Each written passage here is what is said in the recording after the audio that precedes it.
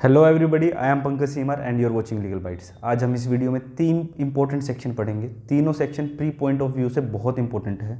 आज के जो लेटेस्ट एग्जाम चल रहे हैं इनमें से 1 या 2 क्वेश्चन पूछ लिया जाता है इससे। तो ये तीनों सेक्शन है, सेक्शन 22, 22A एंड 23। तो जो पहला सेक्शन है, when oral admission as to the content of document are relevant. अब इसने बोला कि oral admission content of document से रिलेटेड कब रेलेवेंट होते हैं। वैसे तो इसके अंदर बोला है कि रेलेवेंट नहीं होते, जो जनरल स्टेटमेंट दी हुई है। तो इसको पढ़ें हम। Oral admission as to the content of document are not relevant. तो इसने बोला कि ओरल कंटेंट है ना, ठीक है, तो जो ओरल एडमिशन है ना वो भी कंटेंट ऑफ डॉक्यूमेंट से रिलेटेड रेलेवेंट नहीं है। एक जनरल स्टेटमेंट दे दी। अब इसने कहीं ना कहीं है ना बेस्ट एविडेंस रूल है ना जो, वो यहाँ पे बताया है कि बेस्ट एविडेंस रूल क्या है कि यार डॉक्यूमेंट ही दे दो ना, जो चीज़ बेस्ट से बेस्ट एविडेंस दो। आप कंटेंट के लिए कहते हैं एडमिशन दोगे या कुछ दोगे, उसकी कोई ज़रूरत नहीं, बोलते पूरा ही डॉक्यूमेंट दो हमें तो, ठीक है। तो यहाँ पे वो उस चीज़ को दर्शाया है इसने, ठीक है। इसी के अंदर फिर कहते हैं, अब देखो ऊपर क्या बोला हुआ है और नीचे क्या है, दोनों के बीच में कॉन्ट्राडिक्शन देखो, ठीक है। पर साथ में है ना ऊपर वाली जो बात को प्रूव करने के लिए, जो ऊपर जो हेडिंग है इसकी सेक्शन की, उसको प्रूव करने के लिए या उसको सपोर्ट करने के लिए इसमें एक्सेप्शन दे दी दो। Unless and until the party proposing to prove them shows that he is entitled to give secondary evidence of the content of a document under the rule herein after contained। अब इसमें क्या बोला कि पहली exception, अब जो अगर हम पढ़ें, पार्टी प्रपोजिंग टू प्रूव, जो पार्टी है, ठीक है, वो प्रपोज कर रही है, ठीक है, अभी वो एडमिशन प्रपोज कर रही है, ठीक है। एडमिशन देखो जी, इसके कंटेंट के लिए एक एडमिशन ये चीज़ दी हुई है, ठीक है। वो प्रूव कर दे कि भैया, या वो शो कर दे वो कि मैं तो है ना सेकेंडरी एविडेंस दे सकता हूँ इसका, ठीक है। और सेकेंडरी एविडेंस कहाँ दे सकता हूँ, रूल्स हेरिंग कंटेंट, मतलब सेक्शन 65। तो आपको है ना बेयर एक्ट को इस हिसाब से पढ़ना होगा। भी कहते हैं एक एक वर्ड की मतलब इसका क्या मतलब बन रहा है इस वर्ड का। तो रूल्स हेरिंग कंटेंट का मतलब जैसे सेक्शन 65, ये सारी चीज़ें लिखी हुई है। तो अब ये प्राइमरी एविडेंस क्या होता है, सेकेंडरी एविडेंस क्या होता है। अगर हम सीधी सीधी बात करें ना, इनको आगे हम डिटेल्स में तो पढ़ेंगे। जो प्राइमरी एविडेंस होता है ओरिजिनल डॉक्यूमेंट, और सेकेंडरी होता है उसकी फोटो कॉपी, अटेस्टेड कॉपी, ये सारी चीज़ें। तो ओरिजिनल जैसे मेरी डीएमसी होगी, ड्राइविंग लाइसेंस हो गया, मेरा ओरिजिनल है, ठीक है, प्राइमरी एविडेंस होगा। इसी की फोटो कॉपी, तो वो कहता है सेकेंडरी एविडेंस हो गया। तो यहाँ पे क्या बोल रहे हैं कि ओरल एडमिशन है ना, आप कंटेंट के लिए भी दे सकते हो, ठीक है, डॉक्यूमेंट के। पर कब पार्टी को प्रूव करना पड़ेगा कि वो एंटाइटल्ड है सेक्शन 65 के अंडर कि वो सेकेंडरी एविडेंस दे सकता है। उसमें कुछ कंडीशन दी हुई है कि कब आप सेकेंडरी एविडेंस दे सकते हो किसी डॉक्यूमेंट का। फिर दूसरा इसमें, और unless the genuineness of a document produce is in question. अब वो जैसे कोई डॉक्यूमेंट आया, उसको भी कहते हैं जेन्युइन नहीं है जी, ये फोर्स्ड है। तो अगर ऐसा क्वेश्चन सामने आ गया ना, तो यहाँ पे भी कहते हैं ओरल एडमिशन दे सकता है वो कंटेंट ऑफ डॉक्यूमेंट के लिए, ठीक है। अब वो क्या करेगा, बाई चांस उसने थर्ड पार्टी को बोला, अभी देखो जिस डॉक्यूमेंट में ना, ये ओरिजिनल डॉक्यूमेंट है, इसके अंदर ये चीज़ लिखी हुई है। तो अपोजिट पार्टी उस थर्ड पार्टी को बोला है कि दो भाई बताओ, अभी ये कहते हैं इसको फोर्ज कह रहा है, ये इसी पर्सन ने क्या बोला था, इसके कंटेंट क्या थे, या जो कहते हैं विटनेस जो अटेस्टेटर होता है उसने वो कंटेंट पढ़े होंगे तो उससे पूछ लेंगे। तो ये चीज़ इसमें है। फिर उसके बाद आता है 22A, ठीक है। तो जो 22 पढ़ा हमने, इसके अंदर 2 जगह पे आप कहते हैं एविडेंस कंटेंट एडमिशन दे सकते हो कंटेंट के लिए। एक तो कहाँ था, एक तो जहाँ पे सेकेंडरी एविडेंस के लिए एंटाइटल्ड है, दूसरा जेन्युइननेस। तो जब भी प्री में ऑप्शन आए तो दोनों बोथ आएंगे, ठीक है। पर जब 22A है ना, ये 2000 की अमेंडमेंट से ऐड हुआ है, इसमें इलेक्ट्रॉनिक एविडेंस की बात करके इसमें ना सिर्फ जेन्युइननेस की बात आई है। तो यहाँ पे कंफ्यूज हो जाते हैं बच्चे।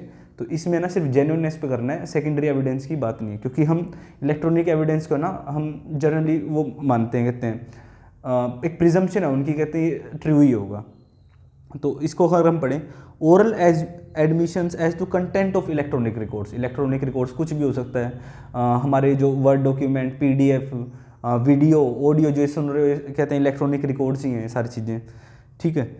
आर नॉट रेलिवेंट, अब वैसे तो रेलिवेंट नहीं है, पर कब हो सकता है, unless the genuineness of electronic record produce in question. तो जहाँ पे जेन्युइननेस का क्वेश्चन आए ना, वहाँ पे कर सकते हो। तो सेकेंडरी एविडेंस वाला ऑप्शन यहाँ पे नहीं आएगा, तो ओनली 1 लगा के आना अपने, ठीक है। उसके बाद आता है सेक्शन 23। इस सेक्शन पे तो ना हमेशा ये क्वेश्चन पूछा जाता है कि सिविल केसेस पे कौन सा सेक्शन स्पेसिफिकली एप्लीकेबल है, या सिविल लॉ पे कौन सा एप्लीकेबल है, सेक्शन 23। तो स्पेसिफिकली उसकी बात कर रहे हैं, admission in civil cases heading में दे दिया है ना, व्हेन रेलिवेंट, कब रेलिवेंट हो सकता है। तो इस जो वो है ना, अगर हम इस सेक्शन का ऑब्जेक्ट देखें, मतलब पढ़ने से पहले अगर इसको मैं मोटी मोटी बात कहूँ कि कोई पर्सन है ना, मतलब क्या होता है कि सेटलमेंट करने की कोशिश करते हैं दो पर्सन, तो सेटलमेंट करने की कोशिश जब वो करेंगे तो वो क्या बोलेंगे कि एक पार्टी कहेगी सर दूसरी पार्टी को, मतलब सिविल सूट चल रहा है, तो अब मेनली क्या होता है ना, ईगो के ऊपर बेस होते हैं सारे जो सिविल सूट होते हैं जनरली 90%, ये गलती नहीं मान रहा, या जैसे किसी ने घर बनवा लिया, पीछे दरवाजा निकलवा लिया, ठीक है, या खिड़की निकलवा ली, वो कह रहा है मेरी प्रॉपर्टी कैसे निकलवा लिया, ठीक है, या कुछ मतलब कुछ भी हो सकता है ना सिविल सूट। तो उसमें अगर एक पार्टी गई भी आउट ऑफ कोर्ट सेटलमेंट करना चाहते हैं हम, ठीक है, तो वो क्या करेगी, कुछ एक डॉक्यूमेंट पे लिखेगी कम्युनिकेशन विदाउट प्रेजुडिस, तो उसको कहेगी सुनो मेरी गलती है, ठीक है, और या मेरी गलती नहीं भी है, मतलब हम दोनों सेटलमेंट कर लेते हैं आउट ऑफ कोर्ट, वो ये बोलेगा। तो क्या एक प्रिजम्पशन जाती है, कंडक्ट जाती है ना आदमी की कि यार सेटलमेंट कर रहा है तो मतलब गलती इसी की होगी, जो ट्रू पार्टी डरेगी क्यों, वो तो बिल्कुल एंड तक केस लेके जाएगी, तो यहाँ पे उसको एक्सेप्शन मिल जाएगी। फिर उसके बाद वो कहेंगे आपस में वो लेटर्स एक्सचेंज होंगे, बोलेंगे भाई तूने उस टाइम ये गलती करी थी, तूने वो बात नहीं मानी, बोलता ठीक है हाँ मैंने नहीं बात मानी, तो ऐसे ऐसे करके आपस में सेटलमेंट करेगी पार्टी।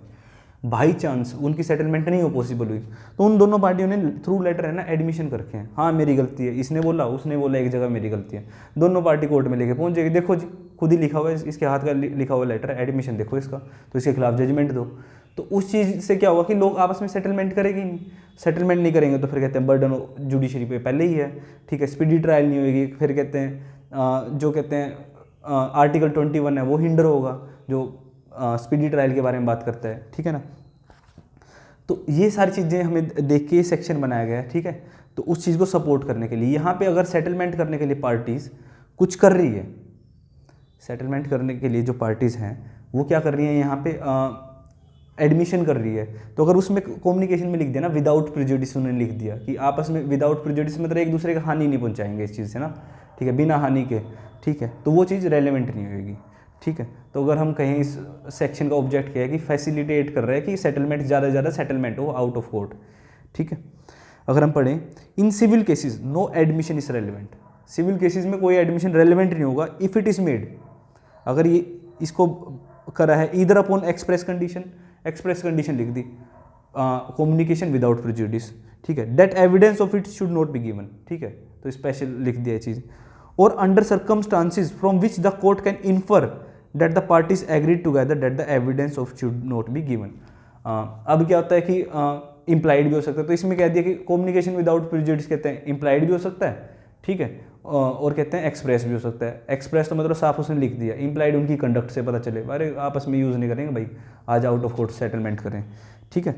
तो ये क्या होता है कि ये जनरली है ना जो लेटर के थ्रू आप कोरस्पॉन्डेंस करते हो उस सेक्शन पे, उस जगह पे अप्लाई करता है ये। अब क्या हुआ, अब जैसे इम्प्लाइड का एग्जांपल लगा लो, ठीक, अगर एक मैंने लेटर लिखा भाई मेरी गलती है बी पार्टी को, ठीक है, और या कम्युनिकेशन विदाउट प्रेजुडिस पे लिखा, और तुम भी just out of court settlement करते हैं, तो यहाँ पे है ना जो वो बोलेगा ना, अगर उसने बाई चांस उस पर ना भी लिखा तो उस पर भी अप्लाई करेगी, ठीक है। तो ये पूरी कन्वर्सेशन को कवर करता है ये। दूसरा इसके अंदर क्या है कि एक तो ये पूरी कन्वर्सेशन को करता है, अगर हमने जो ऊपर पढ़ा था तो इसमें क्या बोला था भी, कहते हैं बाय कंडक्ट पे भी और बाय वर्ड्स दोनों पे अप्लाई करते हैं, एडमिशन बाय कंडक्ट और बाय वर्ड्स। कंडक्ट में तो ये बोलते हैं कि जो पार्टी पहले सेटलमेंट करने वाली हो रही है, वर्ड्स में क्या होगा कि जो उसने स्पेसिफिकली लिख दिया हाँ मेरी गलती है या मैंने वो गलत करा था, ठीक है। फिर उसके बाद है कि ये जो कहते सेक्शन अप्लाई होगा ना, पूरे सेक्शन को हम पढ़ें तो जब डिस्प्यूट होगा ना पार्टी में तभी होगा, क्योंकि ऑब्जेक्ट क्या है, सेटलमेंट करनी आउट ऑफ कोर्ट। अब पार्टी के बीच में डिस्प्यूट ही नहीं है कुछ, वैसे लिख दिया कम्युनिकेशन विदाउट प्रेजुडिस, ये बात हुई थी, ठीक है, तो वहाँ ये सेक्शन अप्लाई नहीं करेगा। तो पहले तो भैया कोई ना कोई क्या होना चाहिए, डिस्प्यूट होना चाहिए पार्टीज के बीच में, ठीक है। अब इसके बाद अगर बाई चांस डिस्प्यूट तो है, अब सारी कन्वर्सेशन कौन सी कवर करेगा, जो डिस्प्यूट से रिलेटेड है। जो नॉन डिस्प्यूटेड कन्वर्सेशन है, जो डिस्प्यूट से रिलेटेड है ही नहीं, तो वो कवर नहीं होगी सेक्शन में, तो उसका आप एडमिशन दे सकते हो। जैसे एक ऑस्ट्रेलियन केस था, तो उस केस में क्या हुआ था, एक पर्सन है ना रेलवे से नीचे उतरते गिर गया, उतरते हुए तो रेलगाड़ी चल रही थी तो नीचे उतरा, वो गिर गया, उसके चोट लग गई, तो उसने रेलवे पे, ऑस्ट्रेलियन रेलवे पे केस कर दिया। तो वो बोलता सर गाड़ी रुक गई थी, जैसे मैं चलने लगा ना एकदम इन्होंने चला दी, मैं गिर गया, मेरी चोट लग गई। ऑस्ट्रेलियन रेलवे कह रही थी कि सर ये चलती गाड़ी में से उतर रहा था तभी इसकी चोट लग गई, पर हम सेटलमेंट करने के लिए तैयार हैं, इसको काम करो, इसके इलाज करवाना है तो हमारे डॉक्टर के पास जाए, जो वो बोलेगा वो उतना हम खर्चा दे देंगे सब कुछ। तो ये चला गया वहाँ पे, तो वहाँ पूछा डॉक्टर ने भी कैसे तुम चोट लगी, तो अपने नोट्स बना रहा था वो तो जी चलती गाड़ी से उतर गया। तो यहाँ पे जो उसने लिखा तो ऑस्ट्रेलियन रेलवे ने पेपर उठाया, बोलते देखो खुद इसने एडमिशन करा है। तो वो बोलता जी एक्सेप्शन ऑफ 23, वो तो कोई एक्सेप्शन नहीं लगी क्योंकि डिस्प्यूट से रिलेटेड है ही नहीं है। डिस्प्यूट से रिलेटेड तो ये बात थी ना तुम्हारी, तो यहाँ तो डॉक्टर और तुम्हारा कोई डिस्प्यूट है नहीं, तुम आपस में पूछा उसने भी एज ए फ्रैंकली अभी क्या हुआ तो उसमें बताया तुमने, तो वो चीज़ कहते हैं आप यहाँ पे यूज़ कर सकते हो। अब इसकी एक्सप्लेनेशन है, nothing in this section shall be taken to exempt any barrister, pleader, attorney, vakil और giving evidence of any matter of which he may be compelled to give evidence under section 26। अब इस section में साफ साफ क्या बोल रहा हुआ है, इस सेक्शन में तो ये बोल दिया कि भैया ये चीज़ है ना जो ये जो सेक्शन है ये उस केस में अप्लाई नहीं करेगा। वैसे तो हमेशा क्लाइंट एंड जो उसका क्लाइंट और जो एडवोकेट है उनके बीच में ना एक प्रिविलेज कम्युनिकेशन होता है कि भैया तुम मेरे खिलाफ कुछ नहीं बोल, मतलब जो मैं तुम्हें कुछ बताऊंगा तुम कोर्ट में जाके गवाही दोगे। अब क्लाइंट आ गया सर मैंने मर्डर करा है बचाओ मुझे कैसे भी, तो ये चीज़ है ना कहते हैं वकील जो एडवोकेट है और ना उसका कहते हैं स्टाफ, वो कोर्ट में जाके वो नहीं कर सकता। अभी इसने जी हमारे सामने एडमिशन करा है, ठीक है, एविडेंस नहीं दे सकता। पर हाँ अगर वो ये कहे कि सर मेरे को मर्डर करना है, ठीक है, और मैं ए का मर्डर करने जा रहा हूँ, मुझे बताओ कैसे कैसे बचूँ मैं, तो यहाँ पे वो कहते हैं कोर्ट में जा सकता है, ठीक है। तो उस जगह पे अप्लाई नहीं करेगा जहाँ पे वो कहते हैं उसने एक इलीगल एक्ट करना है, इन फर्दरेंस ऑफ इलीगल एक्ट अगर कोई उसने कम्युनिकेशन करा है तो वहाँ पे ये सेक्शन अप्लाई नहीं करेगा। और दूसरी बात, अगर बाई चांस दोनों पार्टी राजी हैं, दोनों पार्टी कंसेंट दे देती हैं कि सर कहते हैं हम एडमिशन दे दे, जो कहते हैं लेटर के थ्रू कोरस्पेंडेंस हुई थी हमारी, तब बताओ, तब कोई दिक्कत नहीं है। क्योंकि देखो यार सिविल केस में ना एक चीज़ याद रखना हमेशा कि जब मियाँ बीवी राजी तो क्या करेगा काजी, ठीक है। अब जो दोनों पार्टी राजी है तो फिर किसी को कोई मतलब ही नहीं। तो सिविल केस में तो 100% ये चीज़ हमेशा अप्लाई होती है, ठीक है। क्रिमिनल में भी होती है, ठीक है, जैसे कंपाउंडेबल केस होते हैं, पर नॉन कंपाउंडेबल केस में चीज़ अप्लाई नहीं होती क्योंकि वहाँ पे क्या होता है ना कंसेंट मैटर नहीं करती, क्योंकि वो ऑफेंस है ना, जो सीरियस ऑफेंस होते हैं जो भी है ये हमेशा अगेंस्ट स्टेट होती है ना कि इंडिविजुअल, ठीक है। Thank you for watching, please do like and subscribe, thank you.